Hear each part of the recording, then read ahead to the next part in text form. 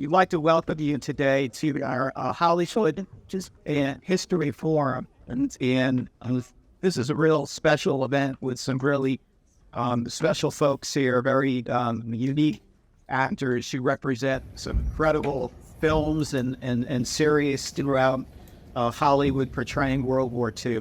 Before I introduce our esteemed guests here today, I wanted to recognize any of the World War II veterans who are here today. If you could please raise your hand or stand up, that would be wonderful.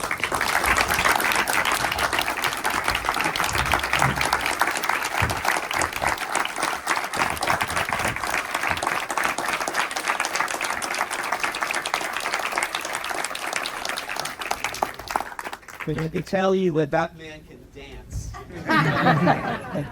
You thought John Travolta could dance. I was at the event last night, and that man can dance. So, my name is Tim Gray. I am the founder and president of the World War II Foundation. We do documentary films on World War II. We try to educate students about World War II, which they unfortunately are not taught a lot about at school anymore. And there are a lot of valuable lessons from that generation that they left us that I think we could apply to life today, and also how young people take pride in their country and so on and so forth. Do we have any of the Rosie the Riveters here today? They were here earlier. If that, please raise.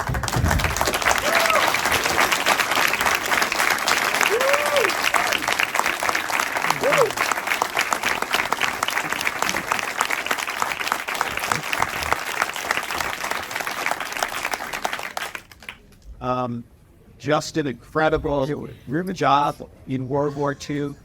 Ladies, thank you for building the tanks. Thank you for building the airplanes. Thank you for building and creating the ammunition that won the war. The arsenal of democracy that was the United States was because of you. And thank you so much for being here today. I'd like to introduce our panel today, starting all the way down to the right. That gentleman's name is Jon Seda. John played Gunnery Sergeant John Basilone in the Pacific.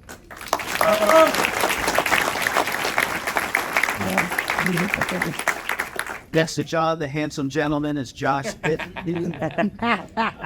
We point him out every single time, and of course how handsome he is. Josh played J.P. Morgan in the Pacific.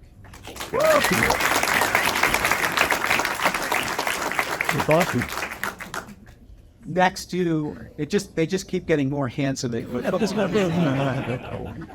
That is Keith Noms. Keith played Bud Runner Connelly in the Pacific.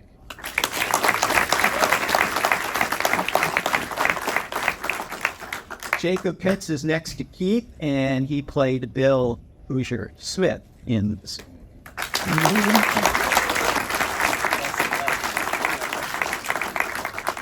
T.B. Sweeney was not in the Pacific. But D.B. played Navigator Phil Lowenthal in a really good movie called The Memphis Belle.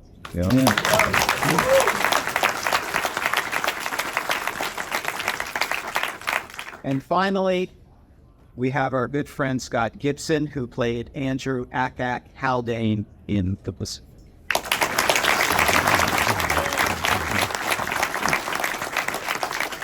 Since this is a Q&A forum, we want you to be involved in asking some of the questions that you have about the making of the Pacific, and also the making of the Memphis Belle, and what it was like for these men, in many cases, in the Pacific at least, to portray actual veterans.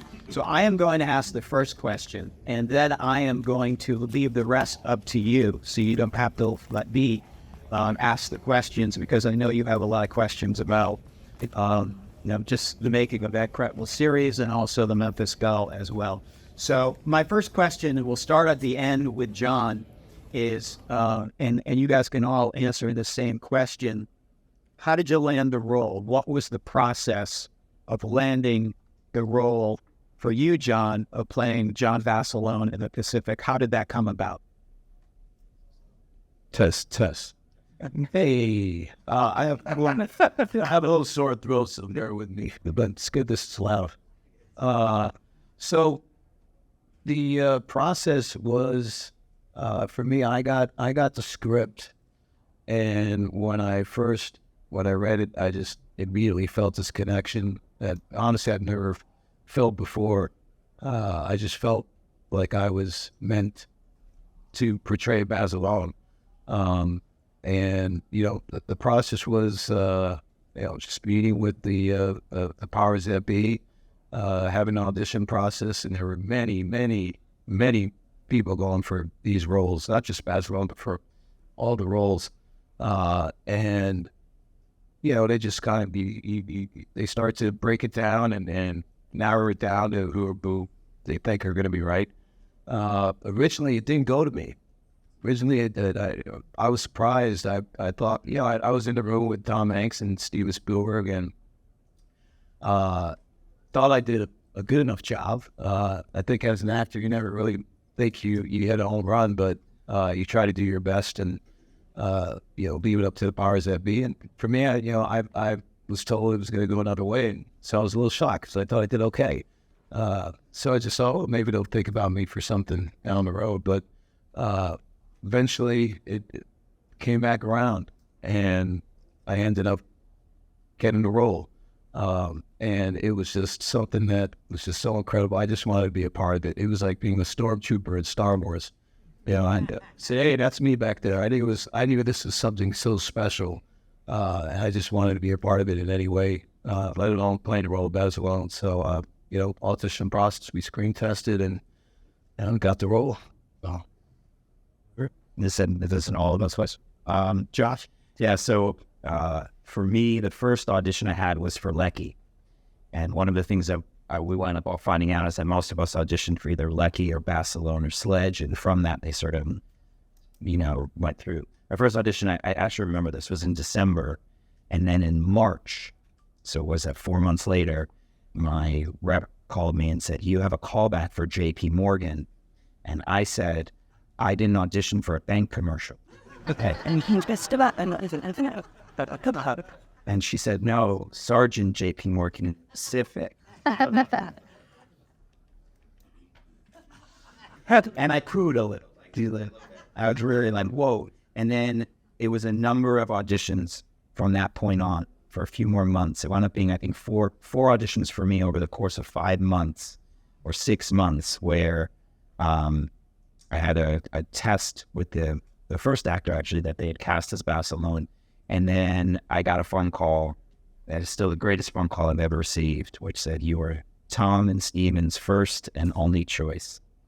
And I said to my agent, I'm going to need you to say that sentence again. And they did. And then I got to meet these guys. Oh, that's yeah, I remember there were a few different phases of it. I remember, same thing, I forgot that. I went in for Lecky first, and then I got a call back for Runner.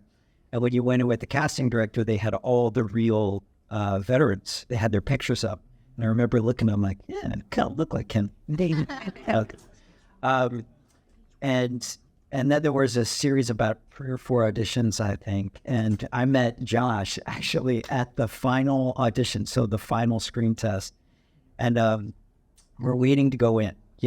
Big job. You don't want to mess it up. You want to get it right. And Josh and I are in this room, and it's like, you can't write this. And there was a desk there in the room. And in the room, there was a paper, and it literally said, actors we want to cast. And Josh goes, David. And we went over and we looked at it, and it had the character names, and underneath it, just our names. No one else's names. And we were like, we could screw this up. Let's not. Let's get this job. So it was an amazing thing. And then, when it kind of got put together, we all went out together. Like, these guys are, my best friends now. And so it's a gift of an opportunity. You hope for something like this once in your life, and you feel very lucky when it comes through. Jacob? Well, I remember they flew me out to LA, and I was living in New York at the time, and they put us up in a really nice hotel, like a palace of a hotel. And in the morning, they told us, well, you'll be going to Playtone. Tom Hanks's production company, and just go down to the lobby and there'll be someone there to point you where to go. So I went down to the lobby, and sure enough, there was someone there, and they pointed me where to go. So the outside, where there was another person who was pointing me to go down the street, so where there was a limo that I got inside with 3 other guys who had accents of varying backgrounds. And then we go to Playtone, and they keep telling us, oh, just go in there and go over up the stairs and go in there. And there's one person or another was handing us off. And I had this fantasy that it was some kind of strange conspiracy to get a bunch of no-name actors in a room and shoot them in the back of the head or something. And it wasn't, I didn't find it a very comfortable audition environment, because they told us to wait in the waiting room. And then around the production house, there were all of these vintage Soviet propaganda posters that Tom Hanks was into. So you're trying to relax, and then you look up, and there's like a family around the table going like, all kids love crab. You know, trying to advertise the great cuisine of the USSR. And then, when they called you into the room with Spielberg and Hanks, you couldn't see them calling you in because they were up a staircase. So all you see were their feet come out, and you're just looking up at feet calling to you. And you went in the room, and that's that. And Spielberg was on the camera. And I remember he told me, can I talk to you for a sec? 'Cause I was auditioning for Lucky. And he pulls me over, and he goes, so this part, I just want you to go really crazy, just like lose it on him in this scene. And I thought to myself the whole time, oh my God, Steven Spielberg is giving me direction, and it's not helpful at all. So I was cast as Hushin.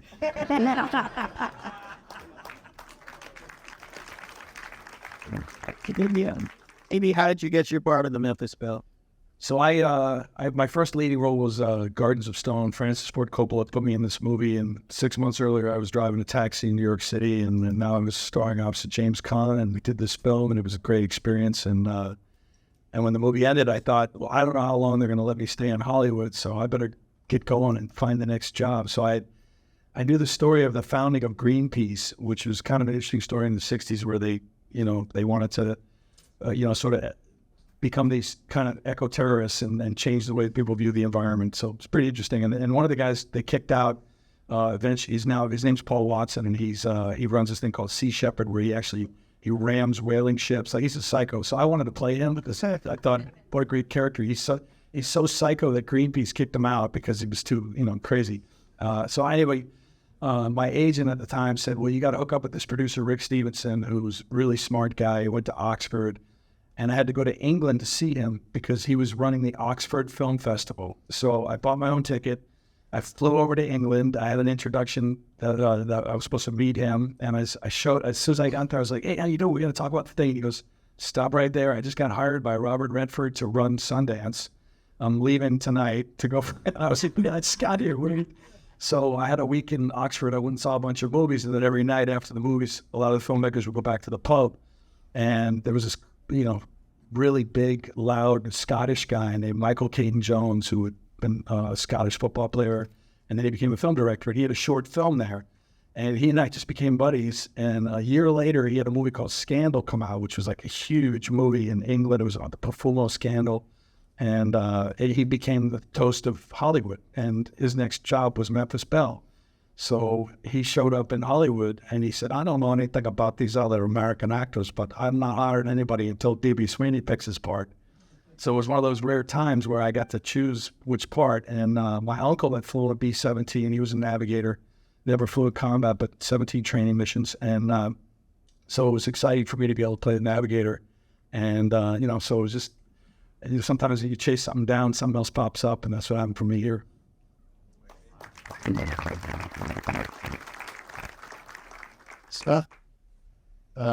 This I just wanted to express some love and gratitude for the Aviation Museum for hosting us, Tim for inviting us.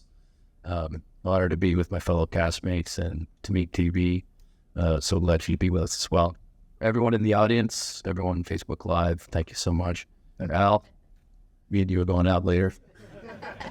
And Jupiter Rivers as well. It's so great to be here. I had auditioned for Band of Brothers, put myself on tape for that, tried to get an audition many, many years ago.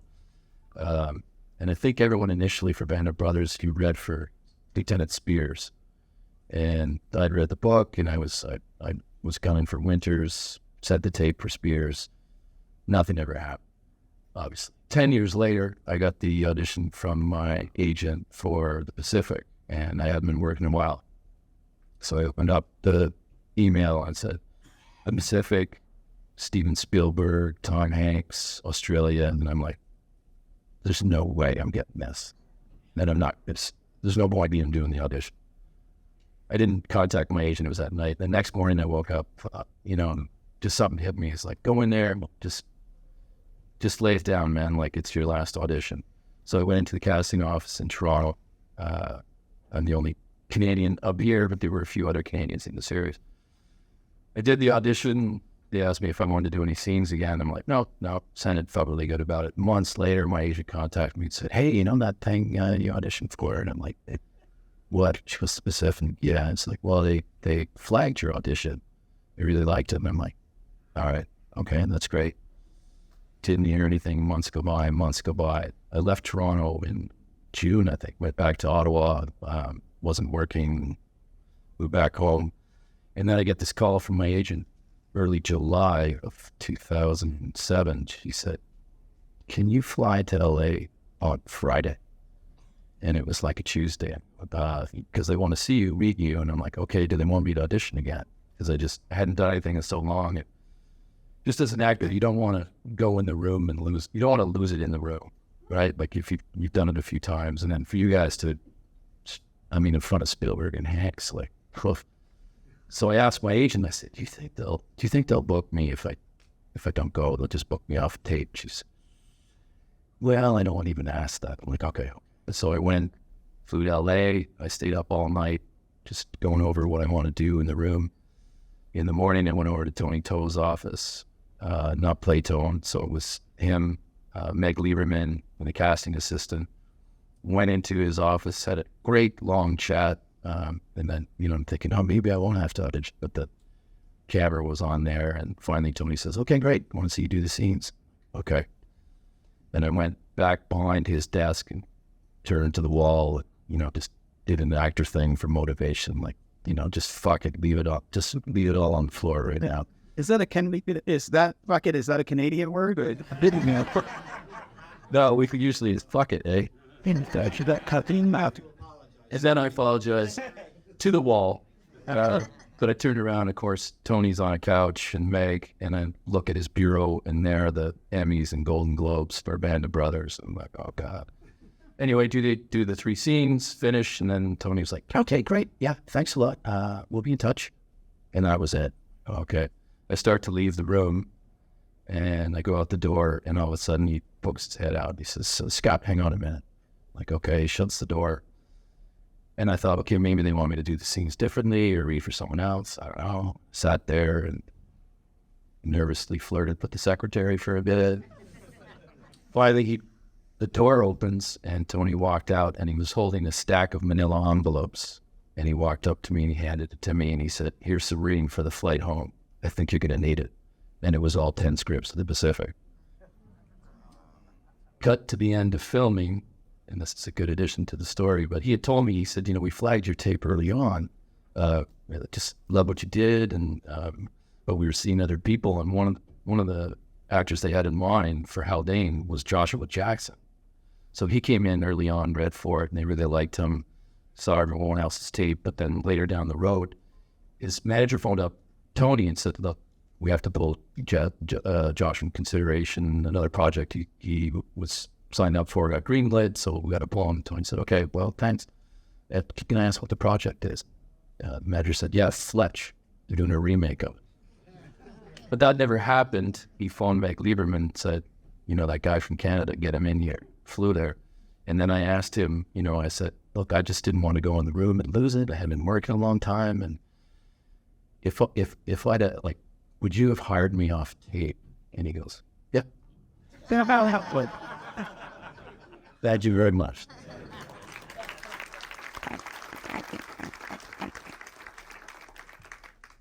Okay, we'd like to open it up for some questions now, and get the first one. Keep it clean. Since we're talking about the casting, I want to let everybody know, if you haven't seen the series, I'm sorry, DB, I'm talking about the Pacific now, but at the end, they have the actor's photo against the real person's photo. And Keith, you're right. Every single one of you, really, at that age of those young men, how much you resembled them. I mean, some of you could have almost been their brothers. So if you watch the series, please watch all the way to the end and watch how they go through the credits and put your pictures next to the individuals that you played. I wanted everybody to really know that. Okay, I go get one more question, and everybody's really okay. I know that those of you in the Pacific, you had to go to boot camp before filming, and I want you to talk about that. But DB, did you guys have to do anything when you were doing Memphis Belle similar to that? I guess as soon as check. Yeah, they had us. They flew us over to London, and I was sort of like not really into it because my uncle, as I said, was a navigator, and there was no boot camp for the guys in the 8th Air Force. You know, they pretty much went to flight school, and it was all classroom. They had like 2 days of survival training, but they pretty much threw in the planes. So they had us do because of the success of Platoon. Dale Dye, who was the advisor of Pacific, became sort of a celebrity in Hollywood, where if you were doing a movie with a military aspect, you had to have this training camp for actors. And I can see where it's useful, especially in Pacific and in Platoon, because you want to build this camaraderie. You want the actors to experience some of the hardships and difficulties. And so, but for me, I had gotten hold of the VHS training tapes of the B-17. I'd been on a B-17 on stateside. I knew how to fly the plane before I got to England. I knew how to do my job from my uncle. I didn't really want to go in the woods with a bunch of British retired special forces guys and learn how to make soup out of bark. I thought it was a waste of time. And, I said, let's go train on the 50 caliber machine gun. Let's just do things that we're going to film. So I was sort of an unwilling participant. And the big part of it is because these are great guys. Like, I could see why they're all bonded together. But most actors are pussies. And so, like, I can pretend that the guy in the seat with me is a heroic airman until I spend 2 weeks with him whining about how the floor is cold that we're sleeping on it. So it's easier to pretend when I don't know what a softy this guy is. So anyway, I think that it's a weird thing, like, where it's fun to go out and play soldier, but I prefer to train on the things that are actually going to be filmed, that's going to be in the movie. But, I think these guys probably had more fun doing it than we did. If you guys could talk about your boot camp. Oh, I guess tonight. Boot camp. What? More? Whoa. All right. They're gonna take the piss out of me, so I should talk first. Because there were 2 boot camps based on when we were filming, and all these guys were filming first at 1, 2. Haldane didn't commit until 5. So we had a much shorter boot camp, and the second time around, because we were already filming, so it was, I think, 3.5 days or 4 days. Okay, right? Slow down, you weren't there. That who was in Rami Malek was in it, John Bernthal, Martin McCann, Brendan Fletcher, myself. We were all in that same one, but I was the only officer, so we had to get on the bus in the morning from the hotel. And Freddie Joe Farnsworth, I think he's probably watching on Facebook Live.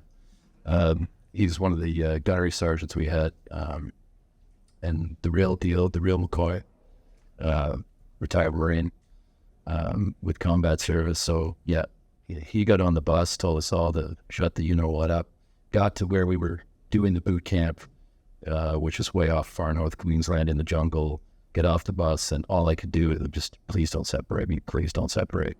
And of course, the LT, Mike Stogie gave a little speech about what was going on for the next few days, and it's all right, Haldane, you're with me and everyone else. Like, oh, okay.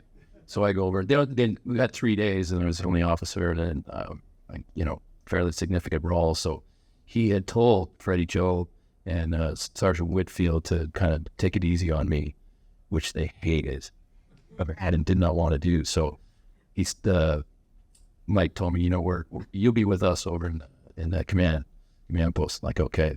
And I could see out of the corner of my eye, Freddie Joe and Whitfield walking towards us, and with the Stetsons pulled right on the brow and everything, and these two gunnies. And I'm looking, and Freddie Joe was just looking right through me, and got about a yard away, and he looks at me and goes, "Going back to your bitch tent, bitch."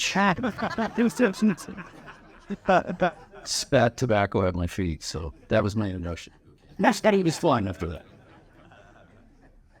We can keep on with the boot camp theme here. So I've been elected to our boot camp was longer. Our boot camp lived about 9.5 days. Yeah. That was camp. Those Camp Kardashian. That's right. It was really intense. It was. For me, I lost 12 pounds in 9 days, and a lot of us sort of had that.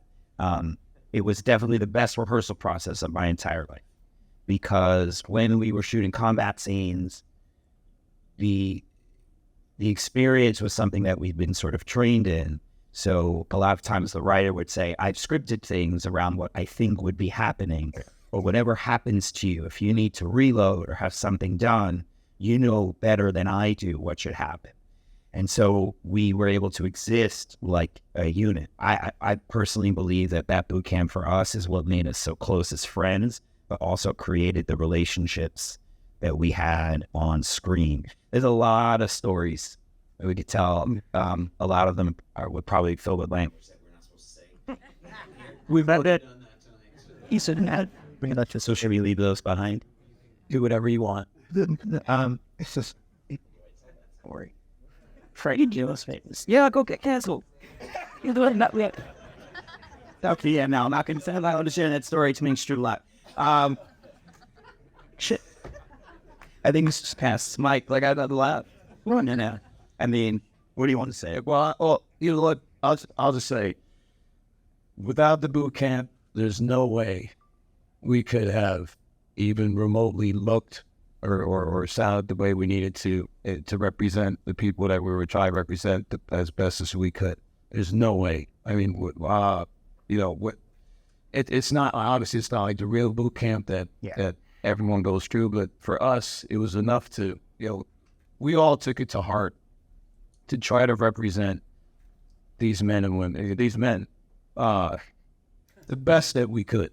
And we needed everything that we could. And to have real NCOs who, they didn't care about us as actors. They cared about us getting it right. And they were going to give us everything they had and put us through whatever we needed to so that we can get it right. And so there's a lot of stories. There's a lot of fun stories from the camaraderie. And to DB's point, our boot camp, what they did was they weed out the ones that thought it was going to be a cakewalk, that they were just going to come and I'm going to do my actor thing and I'm going to do this. Yeah. If you were looking for that, you were gone. They got rid of you quick. So, the camaraderie just from everything, there's no way we could have done it. We maintained everything that we learned in boot camp throughout the whole time that we were filming. And it was the least that we could do to try to do the best we can to represent these men in the best way. I'll tell two quick stories that involve both these guys. One was, there was a Japanese boot camp that was also training in the same jungle as us, and we could hear them. They didn't tell us. Yeah, we all suddenly just start hearing way off, random noises and counting in Japanese. And then one day, the entire company was out on patrol, and we'd been training with the light and the heavy machine guns and mortars and things like that. And the next thing we know, we were attacked by a Japanese sniper. And those of us, all four of us here, were in the machine gun platoon. And for the first 4 days of boot camp, apparently we were the dumbest human beings who had ever attempted to portray Marines. And we were constantly told what a disappointment we were. And And this day, while I'm on patrol, we had to act like a unit. And hand signals went up, people calling, machine guns moving, trying to triangulate where the sniper was. And at one point, I fake shot him and started screaming, "He's dead, he's dead," like a child. And then we got back to base, and for the first time, the machine gunners operated like a real solid unit, and we felt amazing. And we got back, and our NCO, Sergeant Garcia, came out of the jungle and just started going, just dressing every single one of us down. "You fucking owe me, and you fucking owe me, and you fucking..." And I snapped. Because at this point, John and I had been sort of promoted because we were going to play sergeants, and they all felt like my family and my kids or something. Not kids, the wrong word. And I snapped. And I went after Garcia, who was a combat Marine, who would have kicked the shit out of him. And before I could get to him, Keith and James Badge Dale, who played Lecky, grabbed me on each shoulder and went, no, Morgan. And on the first day of boot, Badge had offered me a cigarette. And I said, "I don't smoke, man." And he laughed. And I was like, "What are you laughing at?" And as they walked me away like 5 days later, I turned and I was like, "Give me one of those fucking cigarettes." And he went, "I told you." And then the three of us sat in a machine gun pit and smoked cigarettes, and everyone left us alone, and we got to just sit. And I think that was a remarkable lesson of what it was to get a second of downtime as a Marine. The other story I want to tell is just, we would get these passwords, and that the Marines would use. They always had the letter L in them because of the difference in language. And we were told at nighttime, if anyone comes through and doesn't give you the password, you shoot them. And this same NCO who I went after came through the bushes, and Jacob was standing guard, and he went, "What's the password? What's the password?" And he went, "Oh, fuck you." Jacob shot him. With the leg. That's how dangerous. When it's all he was told to do. That's what boot camp was like, bro. He was super busy. Another question. Tracy, back then, you get into trust. So I wanted to know, during the production process, if you had the opportunity to actually get to work with World War II veterans who served in the Pacific, or had stories about meeting the men that served in the Pacific for the first time, or any of them that you portrayed, and what that impact was for you as a person. Yeah, so the Bud Connelly runner who I played died in 1996. But we were talking about this at our table last night. But his wife was still alive, and she lived up in Buffalo. He was this Irish Catholic, guy with his family up in Buffalo. My dad's family is from Buffalo. So after I got the job, we were going up to a reunion in Buffalo. And I called the producers and I said, "Hey, I don't know if they would meet with me, but I would love to meet the family of the guy I'm playing." And so they gave me the number to Marietta, his wife, and I called up. She said, "Oh, sure, come on by." Right? So my parents drove me over, and we were talking about this last night, but I was sitting in the car, and my heart just started beating so fast, because I was thinking of the audacity of walking into this woman, looking her in the eyes and saying, "I'm going to play your husband who's passed." And the responsibility of that, and her trusting. And I spent about 6 hours with them. She kept looking at me. She goes, "You do remind me of Bud." And that, she goes, "But his eyes were brown. Are they going to change that?" I don't think so. But I spent all this time with the family and with his kids for about 6 hours. They told me all these stories about it. And I was so grateful for that opportunity. And then they took me they had all these photos of Bud and his family. And they took me to Kinko's because they wanted me to have the photos when I went to Australia to play him. And they gave me this one photo that she sent to him when he was in the Pacific serving. There's a scene in one of the episodes where it's Christmas and we get Christmas presents from home. So I took the photo and I went up to the props people. I said, "Can you put this in my package?" And they said, "Yeah." So when I was on camera, I opened it, I held up her picture to the other guy, and I'm like bragging about her. I'm like, look at her, hey, come on. And they're like, she's beautiful. And they shot it, and it made it in. And we saw several cuts of the Pacific, before they finally did the cut that aired. And it made it through about 3 or 4 cuts. And then the next cut I saw, it was gone. And I was just thinking of what that moment would be like for her to be able to see that and remember her husband. And you do, with a lot of this stuff, you do the best you can. We didn't know these guys. We didn't quite, and it's presumptuous to think we knew it. And it's presumptuous to think we can know everything about their experience of what it is to do what they did. But all you can do is step up and with a little bit of courage, try to do the best you can to tell the stories and bring it to life in the way you know how.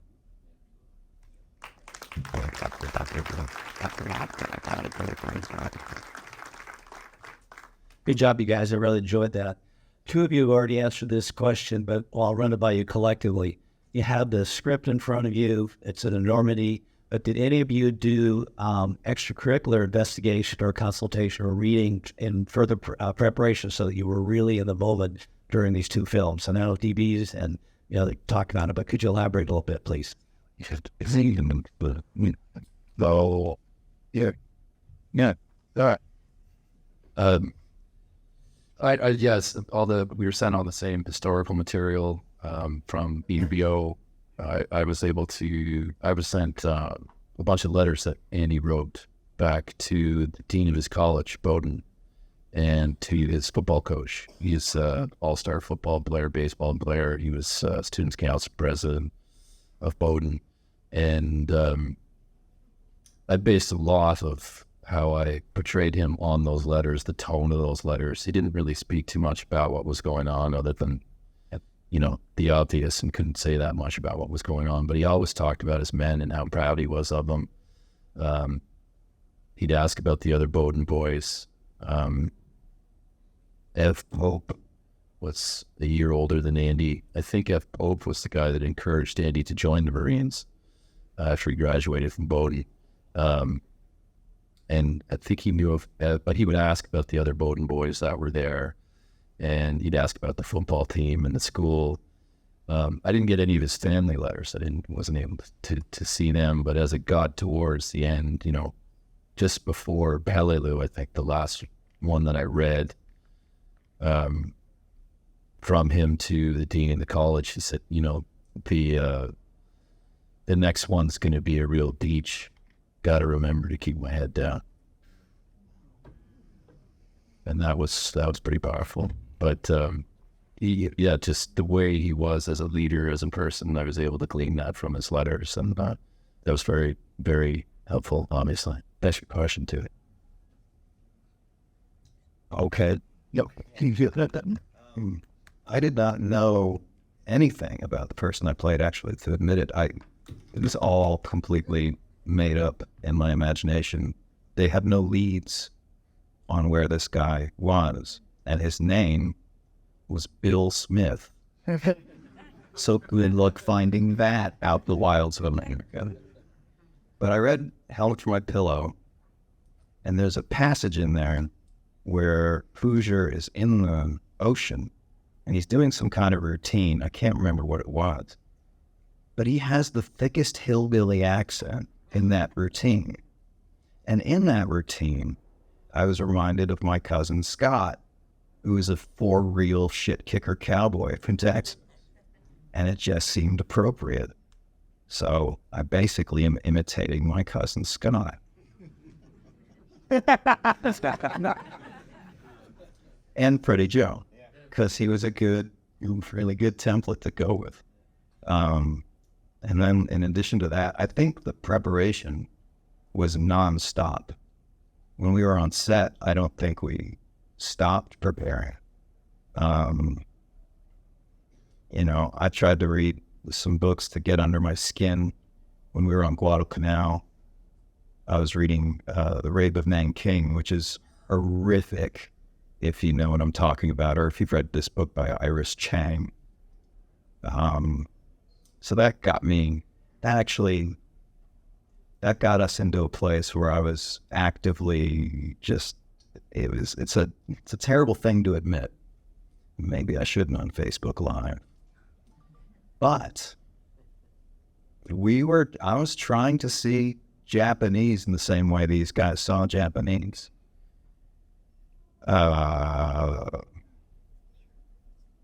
enough. Yeah. Yeah.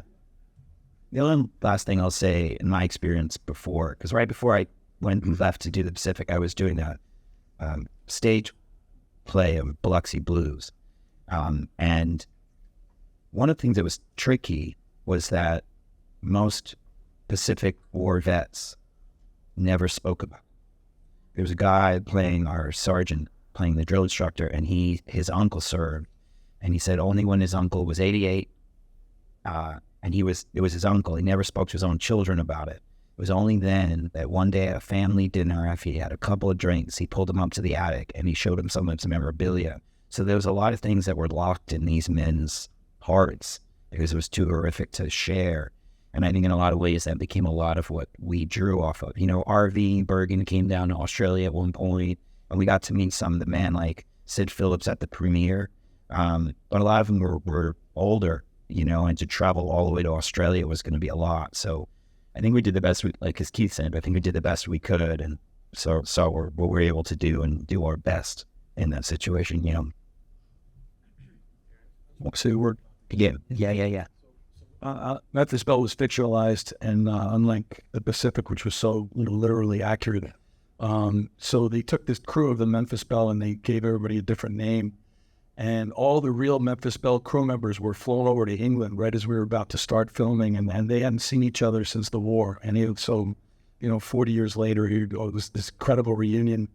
And this controversy broke out because my character, Phil Lowenthal, is based on Chuck Layton, who was the actual navigator of the Memphis Belle. And nobody had seen the script until they got to England. So Chuck Layton's daughter got a hold of the script. And in the story, my character is terrified that he's going to die, which is historically very accurate. I mean, people who know about the 8th Air Force, it was statistically, you were more likely to get killed in the 8th Air Force than in any other branch of the U.S. military. I think of the 500,000 KIA in World War II, 50,000 were 8th Air Force airmen. So and at that time, the Memphis Belle got to 25, first plane to do that. The plane that was in second place at that point had 11 missions completed. So it was really unlikely to get to 25 during those conditions because they had to fly so straight for so long at the same altitude through all the inner aircraft fire in order to get their bombs on target. So it was a sitting duck, and it was just a terrifying experience. So I thought that was a very interesting window into what it was like to be in the 8th Air Force. And that's why I chose that role, because I thought that's how I would feel. I'd be terrified that I'm going to be blown out of the sky. And so Chuck Layton's daughter found out that they had fictionalized her father, who by all accounts of the crew was the most heroic member of the crew, saved them multiple times, distinguished flying cross. I mean, he was a hero. And so she was really angry that they had chosen him to even though they changed the name, it's everybody's going to be like, well, the navigator of the Memphis Belle is a guy who was a coward. And she had a point, that there was something to that. So I got drawn into this controversy, and I said, look, I'll do whatever you guys want me to do. Just tell me how. I'll play another part. I'll make whatever you guys want to do.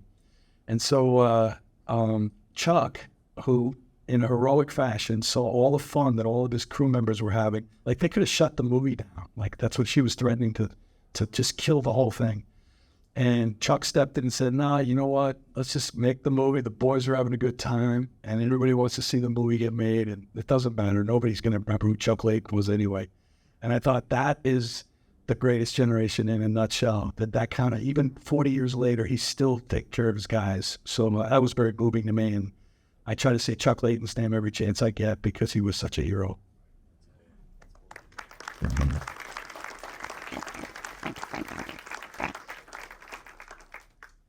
Hey, John, damn it all over time here. I know we discussed this a little bit outside with C-47, but you guys portrayed, heroes of the Pacific, these Marines.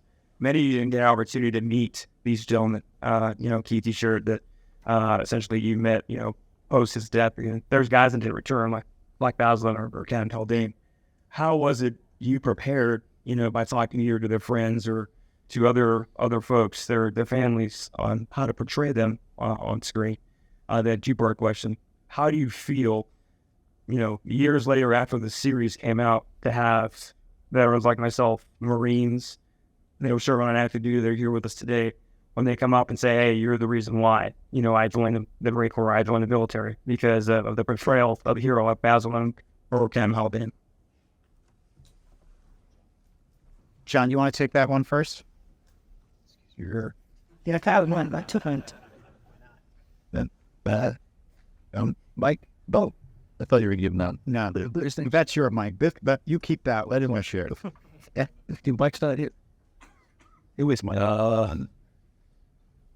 Well, And we had this conversation just this week because John has been invited to the John Basilone Parade in New Jersey, which they have every year, which is an incredible way to honor his legacy. So, we had this conversation this week.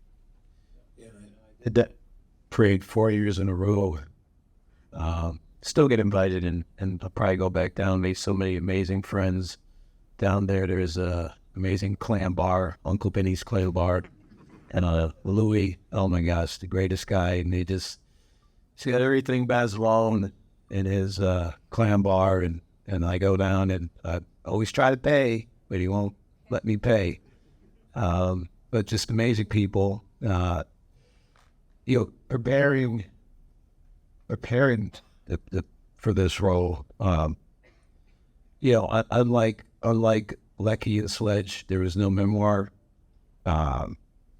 Like Scott said, I also got a lot of paperwork, a lot of files, and a lot of DVDs and books, and there's so many things out there on Basilone, from him running through the jungle barefoot with muscles looking like Arnold Schwarzenegger or something. There's all these different things, and I was fortunate to at least talk to people like Chuck Tatum, who was also portrayed in the Pacific, who was with Basilone, and kind of get that insight. But for me, it just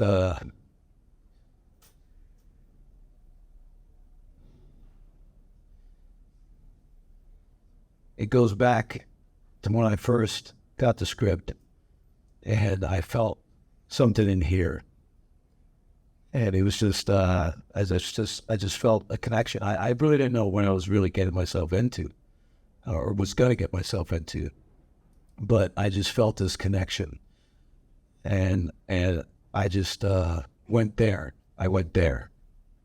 The things that I knew about Basilone was, some of the things that we had in common. I mean, I would never compare myself to Basilone. I'm just a fortunate actor that got the opportunity to actually portray him and be a voice for him. But the things we had in common, both from Jersey, we're family guys, and would do anything for our family. Hard worker. If I'm scrubbing toilets, I'm going to scrub toilets 100% and make those spotless toilets. It's just my work ethic. Do anything for my guys. And I just went there. I said, he's a guy that just loves being a Marine. He has a special gift with machine guns, and I think he's just a regular guy, a regular guy from Jersey. So I went there. This many years later, it's amazing. I mean, it's just to be up here on this panel and to be here with all of you, and and to see the Pacific on Netflix now and being seen by a whole new group of people is so incredible. Not for us, but to keep these stories alive and to keep that foundation and education going. I'll give a quick story as to how affected this is. I remember while we were filming, my wife came out to visit with our kids in Australia, and this is while we're in the middle of filming. We're deep in filming, and it was just such a horrible time because I could be present with her, she came out, and to this day, I apologize to her and from the bottom of my heart because I did not treat her well. I wasn't present as a husband and I wasn't present as a father because I just wanted to be out there with the guys. I wanted to be filming. I wanted to be there. I was just so invested into doing the job right and getting this job right that I wasn't present with them. Something that I thought I would never ever do again. But that's how important I think it was for us. And to hear, people like you coming up to us and saying what a job we did, or we did a great job, or I mean there aren't any words we can say other than thank you, and that means the best. That means everything. So like I said, I've said this before. I would never compare myself to Basilone, but I hope that he's looking down. He's looking down on me and going, "Look, you're not me, kid, but you did a pretty good job. Thank you." I didn't. I want to pass this to Scott because I think that's where the question is directed. But I just want to say that's why he played John Basilone.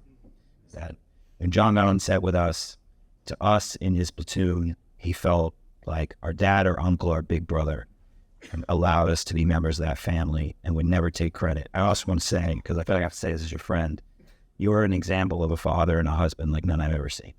And that goes for when we were shooting. And it was really special. And every time a Marine or someone in the Navy, any branch of the military comes up and says what you just said, it's the absolute most humbling experience I've ever had. And I don't quite really know how to process it because I'm not facing bullets, missiles, the kind of danger that you guys face. So it's very difficult to process other than the honor that it is. And I'll just give this to Scott to let him really talk about the lead actor. I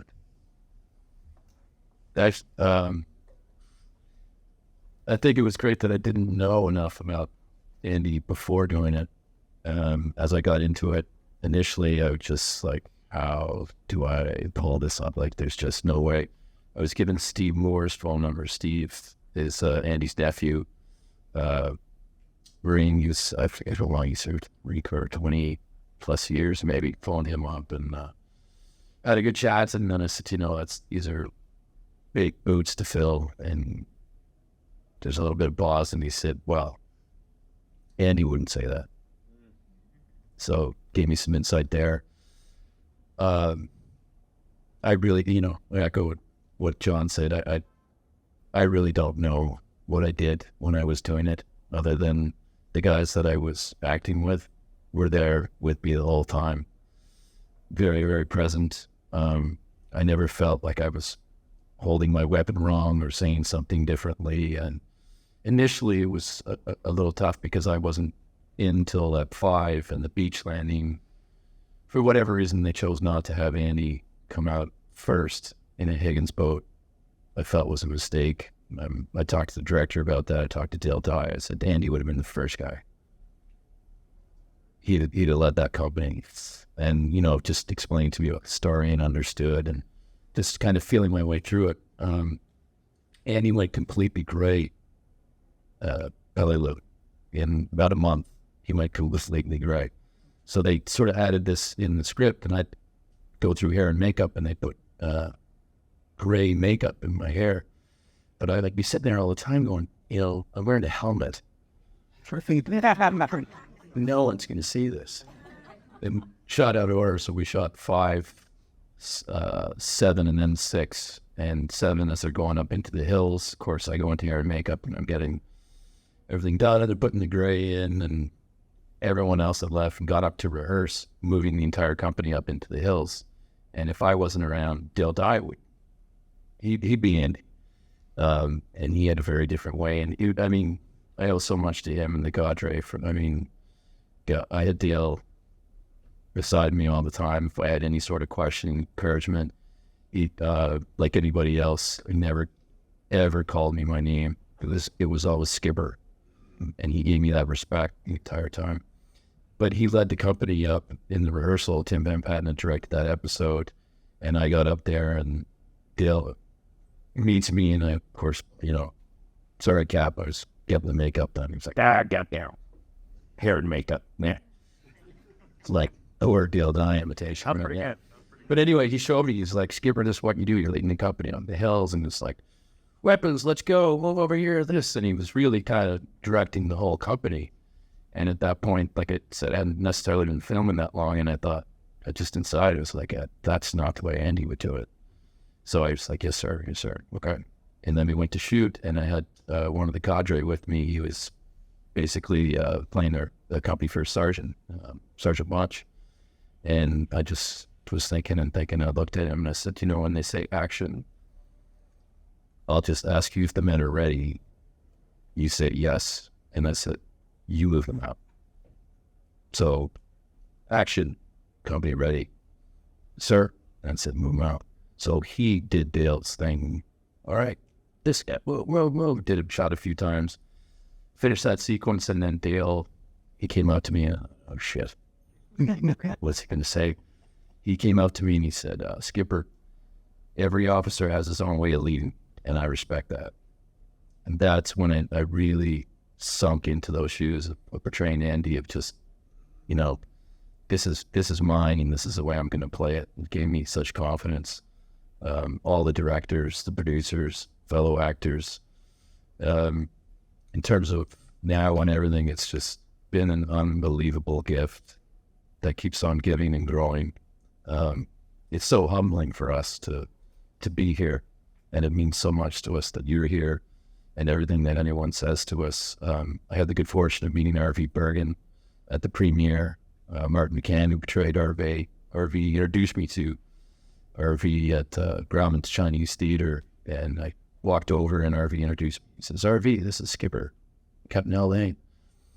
And R.V. just stood there and looked me from foot to the top of my head, and he goes, well, we'll see how good you do. And then afterwards, seeing him in Texas, after that, he told me he thought I portrayed Andy in the way he thought of him, which was the ultimate compliment.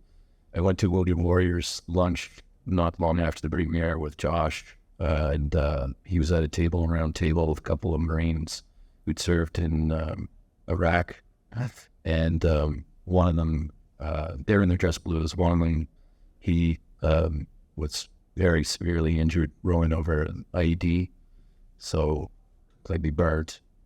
And there was a gentleman sitting beside Josh who, in his dress blues, and didn't look like he had a scratch on him.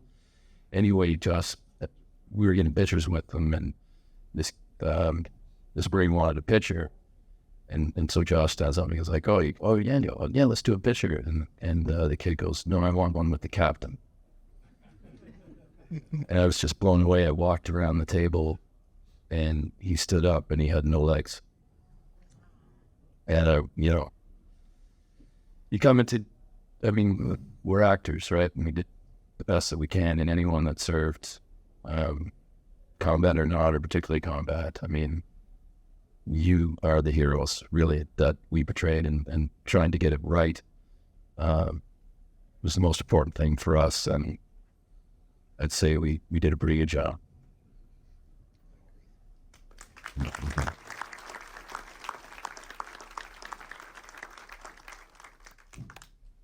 Question 1 second. Last night was the gala, which was absolutely mind-blowing and wonderful, but one of the things I like to watch is the current military, and it was mentioned, Darren mentioned about coming up and talking to these guys. So last night, the commander of the United States Navy's Pacific Fleet comes up and wants to talk to John and Josh, and pulls them aside and talk to them about the importance of the series and how much he enjoyed the series and how accurate he thought it was and everything. And to me, there's no more quality endorsement than a commander of the United States Naval Pacific Fleet coming up to a couple of actors and saying, you guys got it right. And I think that's the good housekeeping seal of approval, that just goes to show you the impact it has not only on people who watch television, but the military as well. So I thought that was amazing. You have a question? I grew up with the Memphis Belle, Band of Brothers, and the Pacific when they came out. I always get a kick out of watching people on YouTube reacting to all these shows and movies, and then reading the comments on like, this is where they got it right, and this is where they got it wrong, right? I just got done showing my girlfriend Band of Brothers, and I'm in the middle of the Pacific with her. She's a keeper. Yes. And, I do my best to explain, like, what these guys had to go through. Like, this scene was supposed to take, like, 5 days, like, and certainly in the Guadalcanal scene. And the thing I get a kick out of is listening to, like, the actor that played Lead God. One time he said the thing that gets him the most is, like, people would come up to him and say, I finally got my grandpa to watch the series. And when he did, he opened up. And I was wondering, like, this collectively, wondering if that ever happened to you guys, where a fan would just come up to you and say, I got my family members to watch it. And how they reacted to it. Some could watch it, some couldn't watch it. We talked about that. Yeah. So in terms of how, that played out, who wants to tackle that one? Scott seems to have the mic the whole night, so Scott can take the first one. He's on the count.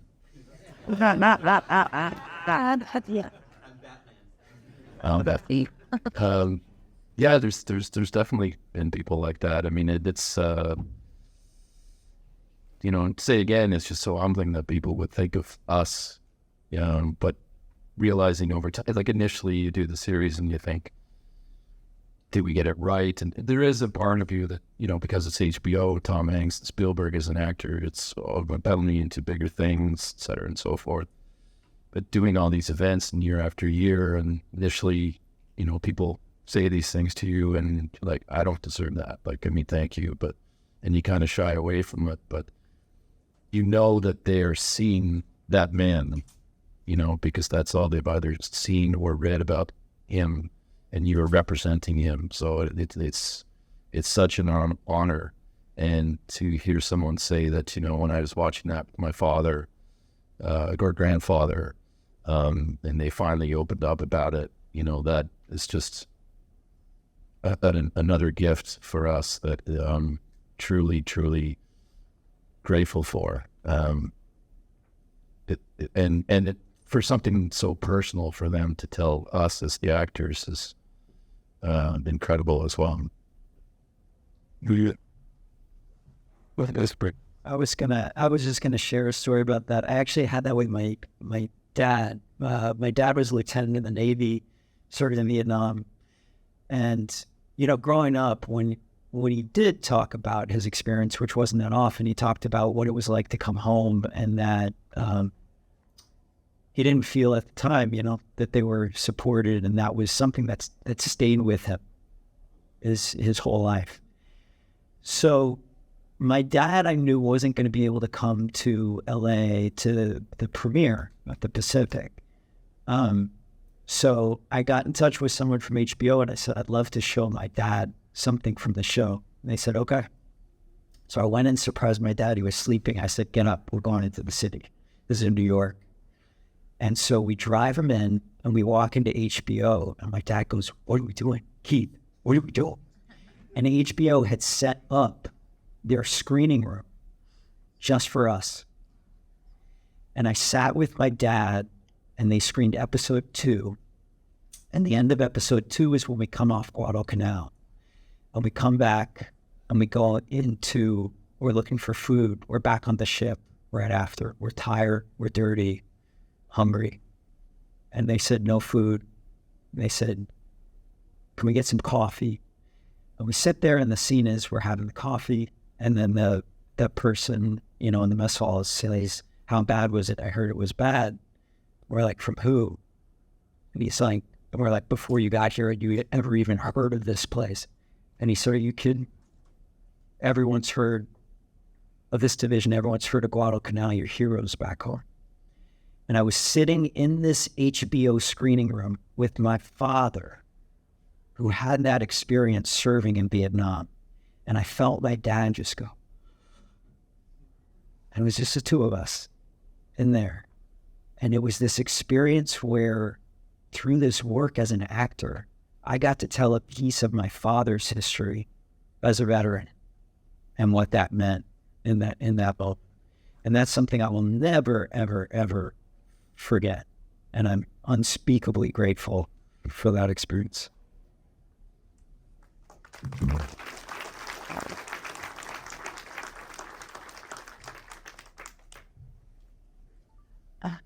Thank you, guys. So kind of piggybacking off of what you had said, one of the things is, yes, they don't really talk about their experiences. And I believe in the show they did, kind of touch up on that, where there were a lot of moments of pauses where you just kind of had to think about what that person, the character, was thinking. So if you were to be able to pick at the mind of the person that you played, like if you could have a cup of coffee with them and ask that person a question, is there a particular, what question would you ask? What question?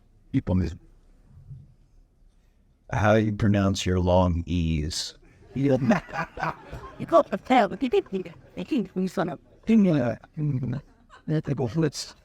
say it with the silent says there's some soft plus. Yeah, I've been asked that one before. I would ask Andy what he wanted to do after. What would he have been, a teacher, a football coach, or maybe just nothing about the war? And I had him how would you see your life? Which, I think actually he probably would have been football coach or teacher, something in that respect.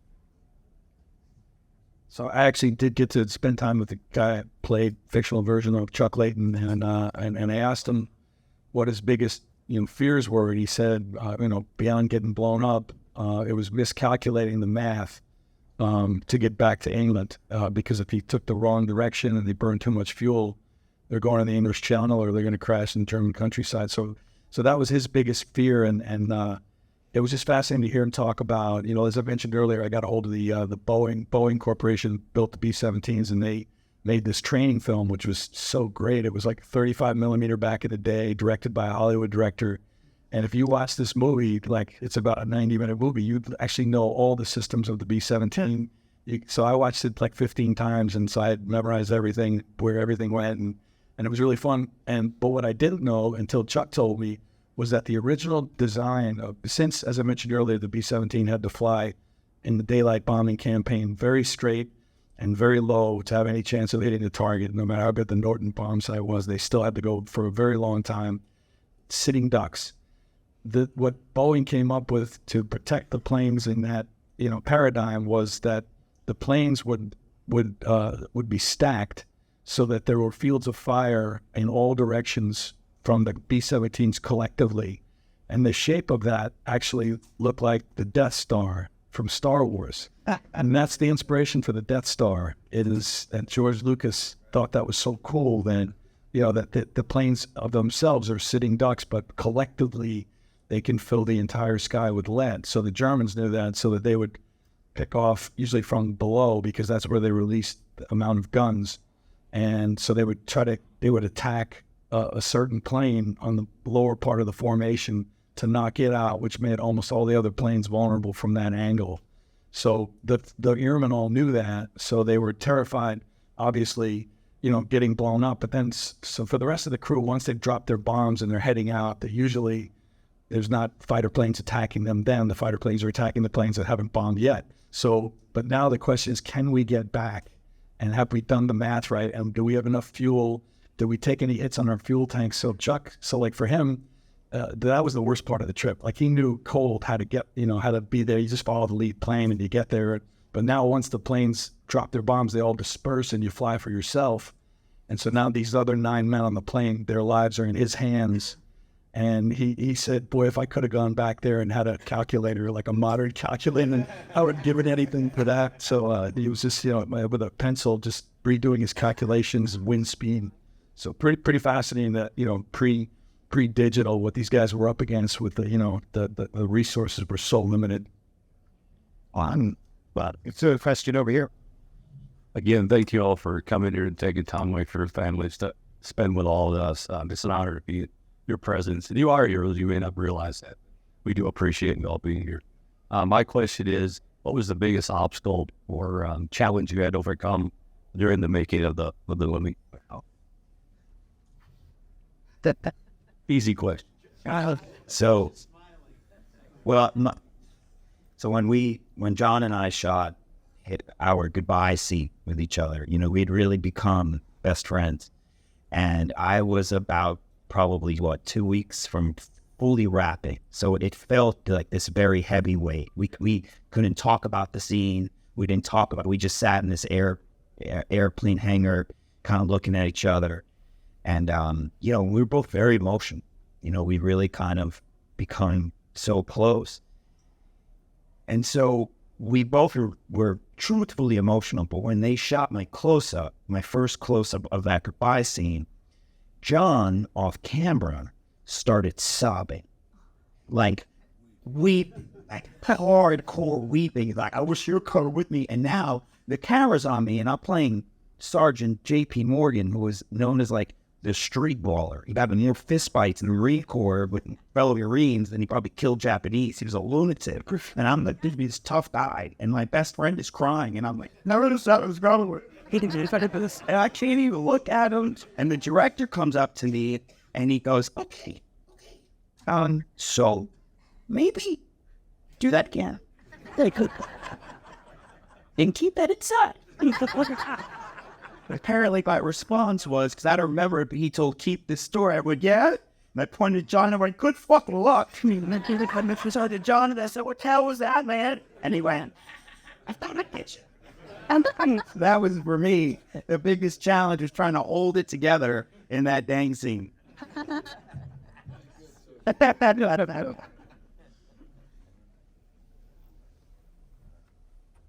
I just wanted to say that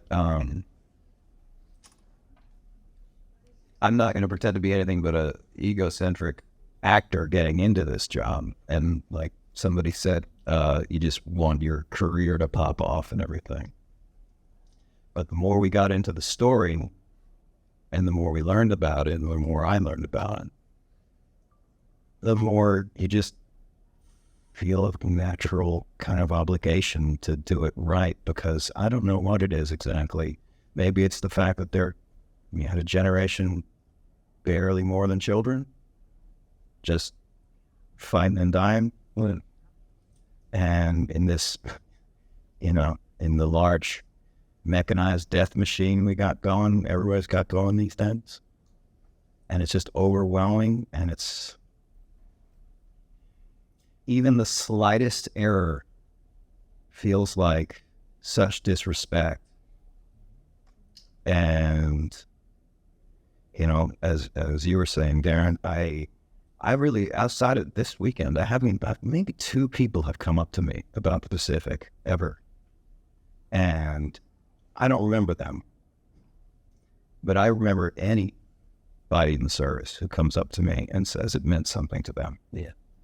And as you might have witnessed, every time you compliment me, my head goes down. Because that's the challenge. At least it was for me. You never feel enough.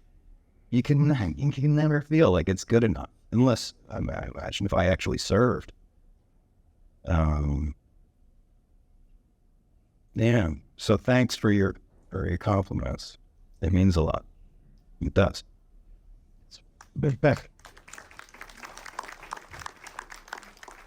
I think my husband and I have personally seen the whole series a dozen times. We seem to know it all and feel like we know you personally because of it and the people that you portrayed. What is your favorite scene? individually, what is your favorite scene that meant something special to you?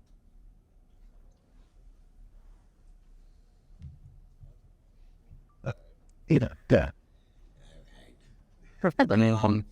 Well, I think the surprise that Basilone had in meeting Lena, and Annie Parisi, who played Lena Rigging, just amazing. She's just such an amazing person. I loved our scenes, and I think my favorite scene is the one where we're on the train and Basilone's trying to impress her, and she's just like, oh, I get it, lasagna, this and that or something, and she just blows them off. To me, just, what that, just thinking about how that must have happened for them at a time where he expected for that to happen. Just that whole thing. So that beginning of that scene for me was my favorite scene. For me, it was the scene between the two of us at the end, episode 2, on the beach after Mandy had died. There was something. One of the things about this job for me was that, unlike other acting jobs, I did almost no preparation on the day. I used to learn my lines and show up because I had such trust in the other actor or actors that we were working with. And so I didn't know how that scene was going to go till I sat opposite John, and it turned into this very quiet, kind of tender thing. And I don't exactly, kind of like what Jacob was saying, it never felt like enough, but it felt like in the simplicity of it, we were doing our best to honor the loss of your best friend when you still had a job to do. And so there was something intangible, I can't quite say. It was just something about getting to live through that scene that was, for me, my favorite moment, for sure. I would say, as we said, like our group, like Lecky's group, we really became, best friends. So all those scenes where we're hanging out and our relationships and our affection for each other actually came up, and you can feel it in the scene where it felt natural. And that, because I think that's what it was. And that was one of the greatest things about, learning about the sacrifice of these guys. But it was the relationship. It was like you look to your left and your right, and you're going for that person. You're not going for yourself. And it started to feel like that. We were shooting it with that, the relationship we had with each other, how real it was. And that stuff, whenever we got to play that stuff, that was the most fun I had on set. And it just felt real in that respect. Yeah. Going back slightly to what I said about being an egomaniac, and the more you get into it, the less it was, I think, with most any other acting job, at least for me, if you have any kind of significant part, your ego just comes out and can really fuck you up in what you're trying to do. And it was so liberating to be ordered around as if we were actually in the military, to not bother learning each other's actual names. I mean, we knew them, but we never used them, ever. I don't think we started using them until we got home and we started seeing each other after filming. And even that took a while. He's still on my phone as Basil. Right. Really thinking him. Chuckler is still, yeah, it's Chuckler. No one's named Chuckler. What was the question again? Say, Oh, the favorite thing to shoot. I don't know. It was the best job I've ever had, hands down. Every day was a joy. If I watch it, I don't see a scene. I see what I did. It's like a scrapbook memorabilia album for me. I don't know. We had a scene where we were improvising. We were watching. No, I don't know what. I think it was one. Maybe we were watching like the. What is it? The Papua New Guinean give directions about where the Japanese are hiding out, or we're watching through binoculars, and me and him were just like doing the voices, what they thought we were what we thought they were saying. It was really fun, but they cut it out. So, sorry to interrupt the Pacific, but in Memphis Belle, we actually had, we filmed in 1989, and we had 6 functioning flying B-17s and 13 Messerschmitt fighter planes and 2 camera planes. So anytime you see a flying sequence, there's no visual effects. I think there's one visual effects shot in the whole movie where a plane crashes into another plane. It really doesn't look good. You know, they weren't good at doing that stuff yet. So everything is either a scale model in the distance on the airfield. If you see 30 B-17s in the distance, the first actual B-17 is, I guess, 40-some feet long, and then they would have a half scale. They'd have a 20-foot long B-17 with all the details, but they would put it exactly the distance away so that the perspective would force you to think it was real. And then beyond that, there'd be a 10-foot B-17 and then a 5-foot B-17. So it was really cool to see that. But when we were in the air, they didn't have enough extras to man the guns or to, so on the flybys, they wanted to have somebody in every compartment. So I couldn't wait to be done with my talk scenes, so I could go get on the flight line and fly around the B-17s. And crazily enough, they let us fire the 50 caliber machine guns. And they said, the advisor said, so when the fighter planes would strafe us, our true airspeed's about 170 knots, and the fighter planes are coming in at 280 to 300 knots in the opposite direction. So they said, you could try to hit them, you'll never hit them. And we're firing blanks, but the 4th round was a tracer round because that was all you could see in the movie. So all those tracers are real tracers. And so we gave up trying to hit the fighter planes because we couldn't even get close. But then we realized, oh, you know what? There's a B-17 about 100 yards opposite. We could probably hit that. So we idiots started firing at each other with the 50 cal blank rounds from 100 yards, which it'd be like getting hit with a dinner plane at 800 miles an hour. It's just the blank round. And we're bouncing the tracer rounds off the other B-17s, which, and if you guys don't know, B-17s were made out of magnesium, which is like the most flammable metal there is. So this movie could have ended very differently had we gotten a tracer round inside the hatch into the compartment, So that was like something that would never happen today, and probably shouldn't have happened that day, but that was really memorable and fun.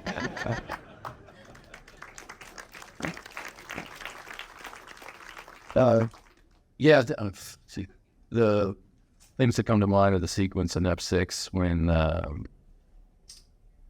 Andy's scouting where the Japanese machine guns are, and that sequence, and then he can't communicate with command, so hands the company over to Hillbilly, and also with coming up to the mortar squad and looking for stretcher bearers with Sledge in the rain. And it's just something that goes through my head all the time now when I sort of struggle with things. But the lines that Bruce wrote, where you can't dwell on it, you can't dwell on any of it, I really resonated.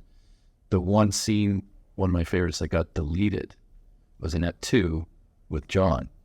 So when they raid the army, all their supplies, and John takes the booze. So you see him ride away with the sack of booze. What you didn't see is as he's running, all of a sudden, colors, they're lowering the flag.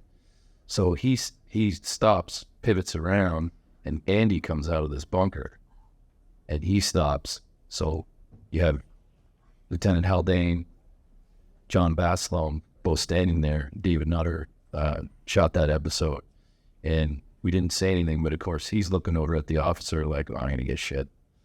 And I'm looking inside at him going, who's this guy? And flag goes down, and then I turn and look at him, and as you were, Sergeant. And how that knocks out. Immediately after we were filming that, Bruce McKenna, who wrote it, he came over and he was in tears. And obviously he'd visualized this thing for a very long time and wrote it. And he just goes, this is the first time I see like Basilone and Haldane together and you guys die. And he was just so moved and blown away by it. And they ultimately cut it for continuity reasons, I guess. I don't know. Or maybe they just didn't want to pay my residuals for episode 2. It could have been it, but that was just a beautiful, beautiful moment. And just wanted to share that with everybody. We got time for a few more questions. I'd like to make a comment, not necessarily a question. Yeah. There's many people in this room today that are heavily invested in the success of this museum. And, of course, there's other museums scattered around the country that also have this passionate drive to try to retain and educate folks about this particular period in time. That certainly brought my wife and I out here years ago to help start this museum. I fly World War II airplanes, and I restore them. That's what I primarily do. And I've done hundreds of air shows all over the country, do little Raiders reunions, flights over Washington, D.C., flights out here in Hawaii just a couple of years ago for the 75th anniversary of the end of World War II. But despite all of that outreach from the warbird world and wonderful organizations like this, the project that you folks were engaged in has far more reach and is far more important over the big scale of things than we could ever hope to do. And so I hope you all have wonderful actor careers, but this benchmark that you set, being involved in the Pacific, is certainly, from our perspective, the high watermark. And I believe firmly that both the Band of Brothers and the Pacific should be mandatory viewing for every school child in America. Yes.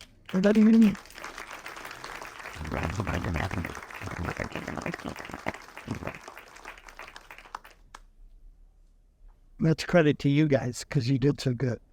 Thank you. So it's hard to take the credit. Yeah, but more. I mean, I realized there were hundreds of people on that project, and you've got Spielberg and Hanks to thank for putting it together. But each of you should be very proud of your role in each movie. Thanks, sir. Thank you so much. We have a question over again. Mr. Sweeney, this one's actually going to be directed towards you. So growing up, I always knew the Air Force was going to be my desire. And of course, the Memphis Belle was one of those things that was a part of that. Of course, Cop in America with Clark Gable was one of those. And just the work that you did, I do want to emphasize one thing that you mentioned, how the 8th Air Force took it in the teeth. For example, in the Schweigfurt raid, they lost over 50 B-17s, 10 men each. Now, what I would like to ask is, as you know, Hollywood likes to build on itself. What are your thoughts on what Memphis Belle has been and what Hollywood is building on for the upcoming presentation, Masters of the Air? Yeah, well, I'm excited to see Masters of the Air. For people who don't know, that's going to be the third part of this Band of Brothers Pacific Master of the Air trilogy that Tom Hanks and Steven Spielberg, and it's all about the 8th Air Force.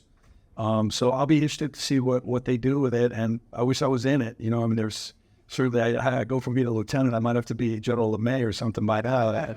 That's the, you know, you get older, they give you the higher rank. It has to be equally less lines. But yeah, I'm excited to see it, and you know, we felt like I mentioned earlier the fictionalization of Memphis Belle. I was a little bit, you know, I was always uncomfortable with it. But the true story of the Memphis Belle was that their 20th mission was really the mission portrayed in the movie. It was a really hot, fraught mission, very dangerous. The last 5 missions of the Memphis Belle, William Wyler, the Hollywood director, flew on all those missions. They were all milk runs.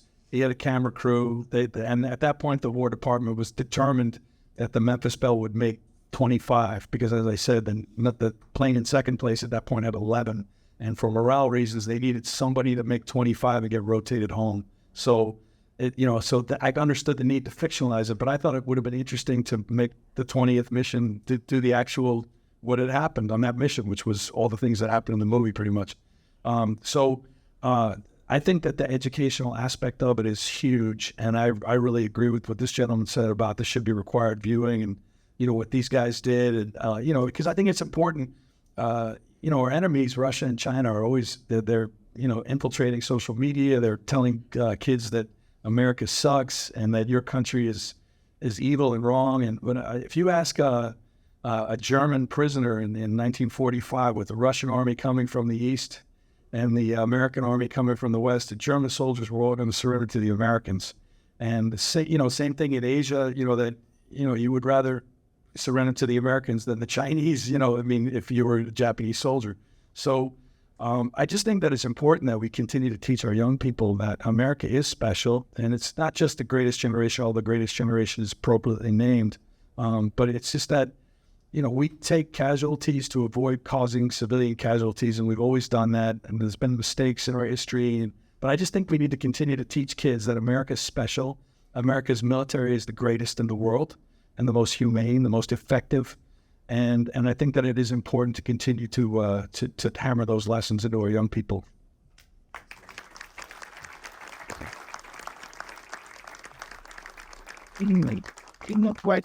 Take one back here. Hello, can you hear me? Yeah. All right.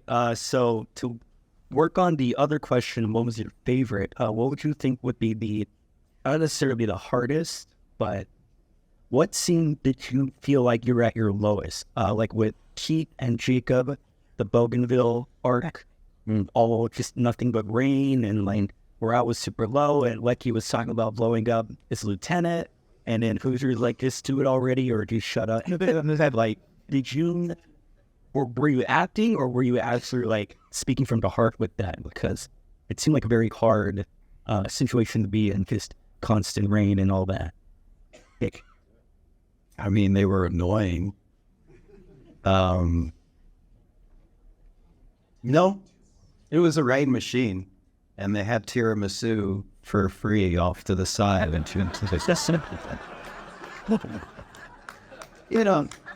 Everyone here talks about, oh, you guys did such a great job and your sacrifice. It was the greatest vacation of my life, and I met my best friends, and I had a great day every day, which is not something that somebody who actually had been there would be able to say. And so it is hard. I appreciate it. I really do. But it's hard to... Fuck it. These guys, I mean, we wouldn't be here if it wasn't for what this generation did. We wouldn't have, and I don't mean just here, but we wouldn't have had this job. So we owe everything to that in a weird sort of way, because it's tragic and we're profiting in a way personally from the tragedy. So yeah, it's hard to accept that that's, but the word, my worst scene was when I got blowed up in the hole with Lecky. That was really hard. That was 8 hours sitting in that hole with fake blood coming out of my leg, which was made up of corn syrup and whatever. And it was a hot summer, and Australia is known for its flies. So every take they had to beat a swarm off of me. And it's hard when you're trying to do a death scene and looking into the last moments of your life in between takes. Makeup person comes in, does all that stuff. Kind of takes you out of it. That's hard. You had to CGI flies off our faces. Yeah, because the flies would be on your face. You'd have like 14 flies, and you'd be like, I know.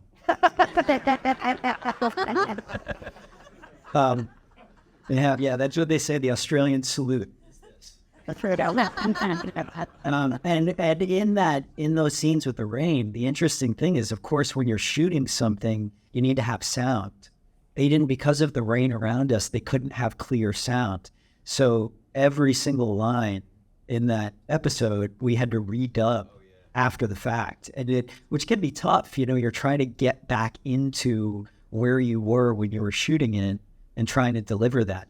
And this is also something you had to do with dubbing too, is you have to do additional sounds. So my character Runner has an unfortunate bout of dysentery, and they needed extra sounds, for that to fill in. And I was just like, Mom, Dad, I made it. You'd ask one question back clear, one up front. Can you guys hear me? Okay, so quick lighthearted question after, but a quick story. I just want to say thank you guys for the influence you had on me.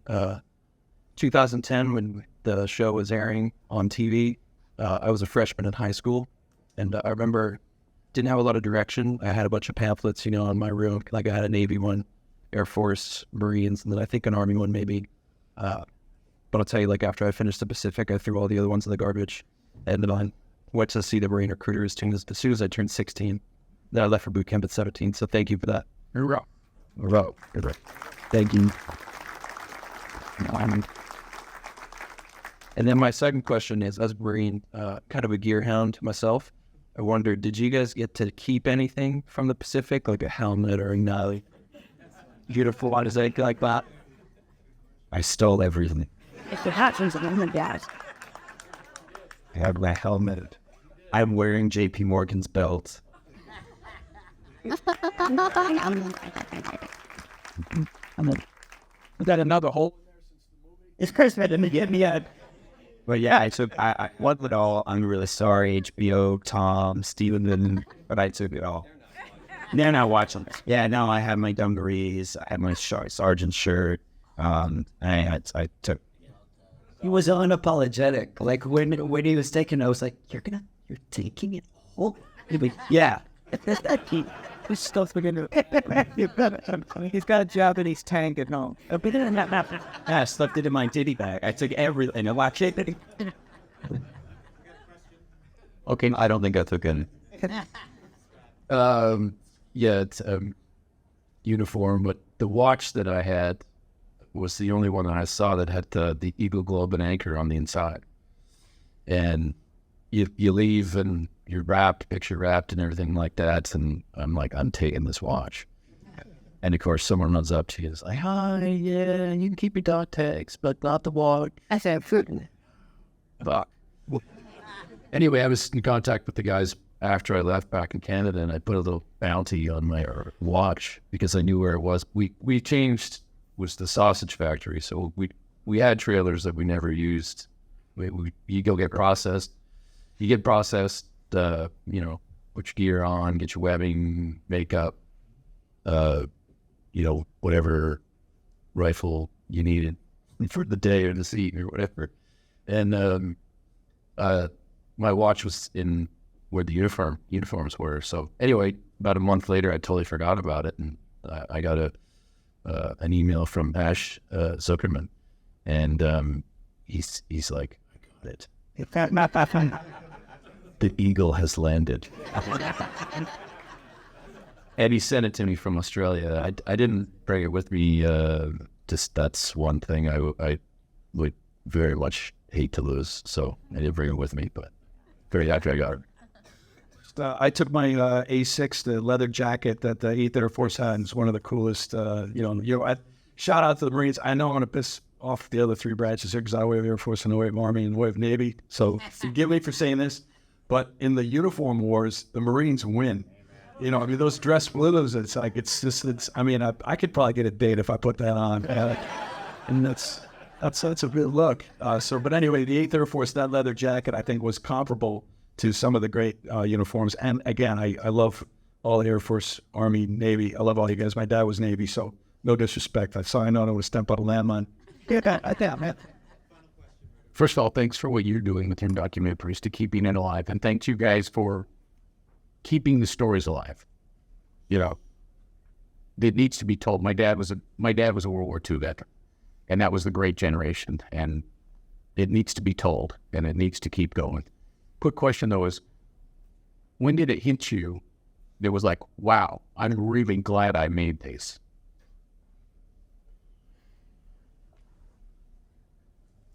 When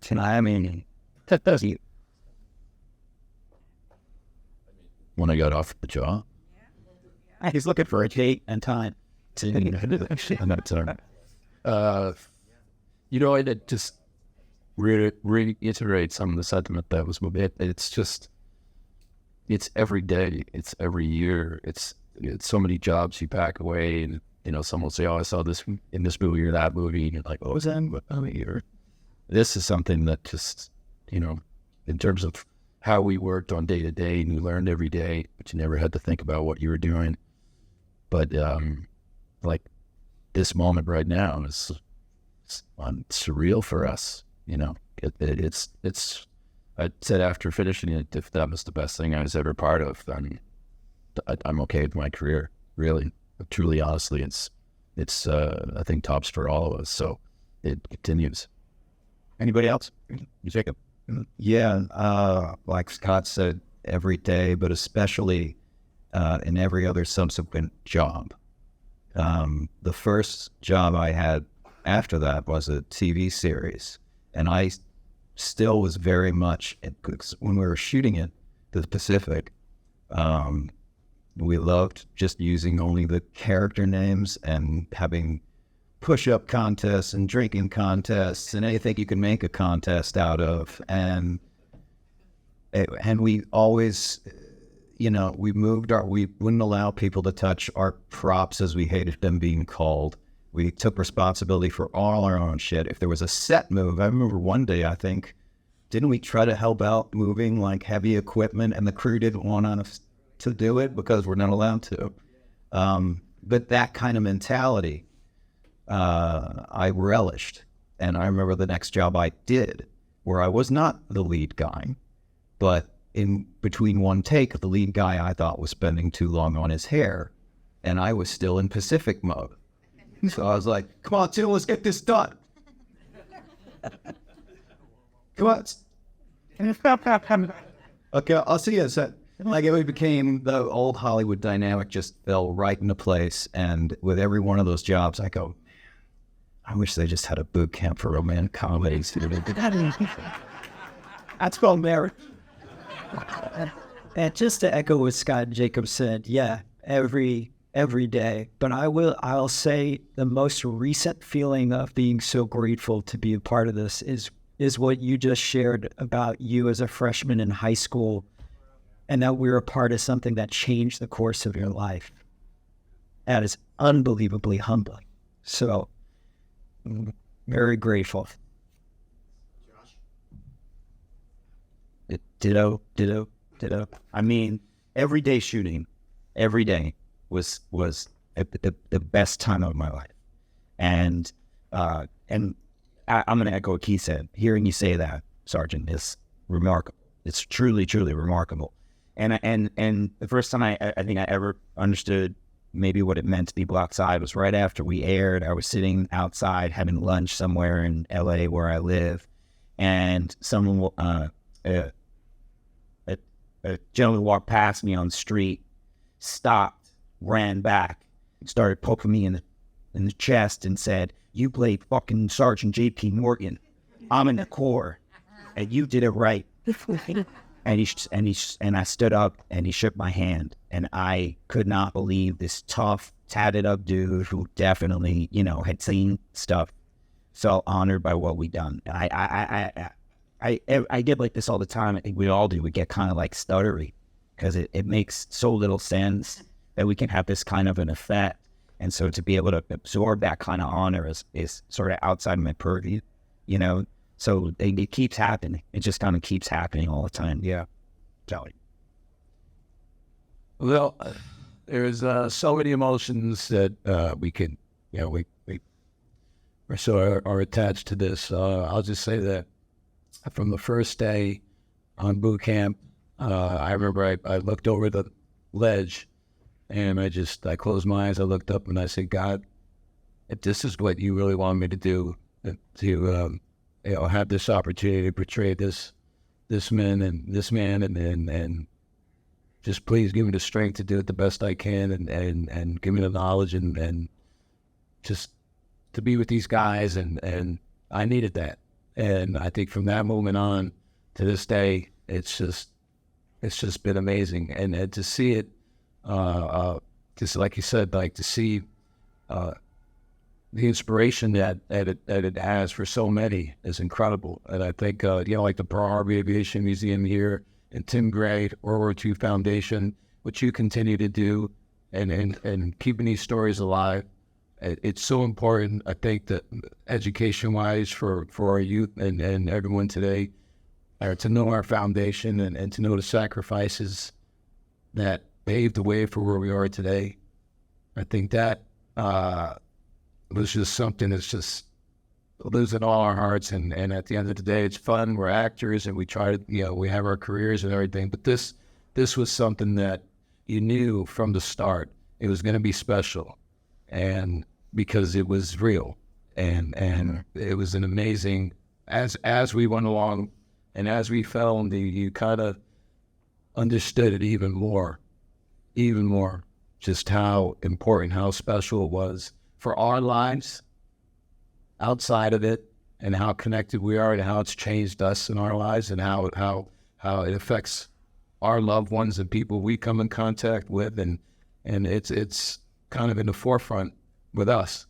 So this is a special, beautiful thing that we were honored to be a part of. It was an honor then, it's an honor now, and will always be an honor for us. So thank you all.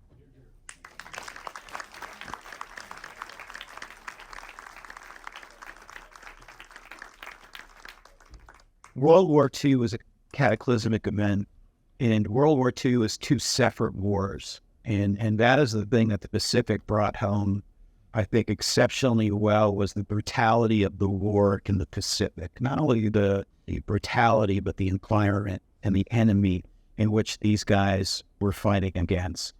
And there was so much respect by European veterans of what the veterans of the Pacific went through. And there's a scene at the end where Lecky comes home and the cab driver had jumped into Normandy on D-Day. And he wasn't going to charge Lecky the cab fare to be dropped off at his house because he said, I was in Europe, I got some liberties, I got to do a few things, and you Gyrenes had the worst of it. And when you talk about a war that was two separate wars, the Pacific and the brutality and just portraying what it was like in Palo, Guadalcanal, and Iwo Jima, it was savage, it was brutal. And that's what these guys, brought home in the story. And we thank you, for portraying the brutality of that Pacific War. If you would like to take a photo with the gentleman, the kind gentleman here, $25. We have a specialist. It's free. I wanted to get 10 free. And then, if you would like to have a photo up here with them, we ask that you line up on the left-hand side wall over there. And then we'll move these chairs and you can come through and we'll do it in orderly fashion and take a photo. Tim, will you tell everybody a little bit about your foundation first? I can't follow this act. Yeah. Out of this, I'll tell you, we do films. We've done 36 films, and we spent a lot of time in Europe and the Pacific. And all of our films are available for free. They are on PBS. We have an app, the World War II streaming channel that has 34 films. So we travel all over the world. We go to Palo, we go to Guadalcanal, we go to Iwo Jima, we go to Guam. We spend all that time here at Pearl. And we just try to preserve the personal stories of the war, not the strategy, not the dates and things like that, but the personal stories of the men that they portrayed, and also the men who fought that in Europe as well. So that's what we do. It's a good passion project of mine. It's about 6 years old, and it's an honor to be able to interact with these guys. And again, they'll tell you it's more than a role. It's a life-defining moment for them, and they carry that on. And there's something they carry inside of them that is a respect, where it wasn't just another portrayal of a TV show. So thank you. If you'd like to line up down on the wall over there and take some photos of the guys, we have to take it. Thank you again.